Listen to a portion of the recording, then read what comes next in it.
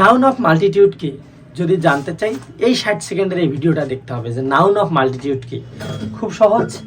আমরা জানি কালেকটিভ নাউনের পরে ভার্ব সিঙ্গুলার হয়। আমরা জানি কালেকটিভ নাউনের পরে ভার্ব কি হয়? সিঙ্গুলার হয়। মনে রাখতে হবে কিন্তু। আবার বলছি, কমিটি একটা কালেকটিভ নাউন, আর আমরা জানি কালেকটিভ নাউনের পরে ভার্ব সিঙ্গুলার হয়।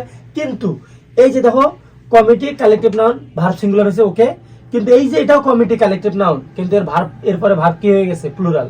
মনে রাখবা, কমিটি মানে কালেকটিভ নাউনের পরে যদি কোনো কালেকটিভ নাউনের পরে ভার্ব সিঙ্গুলার না হয়ে প্লুরাল হয়, কি হয়?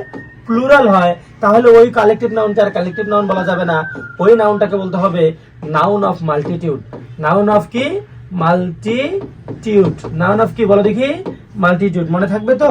একদম ইজি। আমি আবার বলছি, কালেকটিভ নাউনের পরে ভার্ব সিঙ্গুলার হয়, কিন্তু কোন কালেকটিভ নাউনের পরে ভার্ব যদি প্লুরাল হয়, তাহলে ওই নাউনটাকে বলা হবে নাউন অফ মাল্টিটিউড। তাহলে নাউনের ওই কালেকটিভ নাউনের পরে ভার্ব প্লুরাল হলো কেন? মনে রাখবা চারটা শব্দ: divided, inverse, separate, unable to agri. এই চারটা শব্দের পূর্বে অক্সিলারি ভার্ব সবসময় প্লুরাল হয়।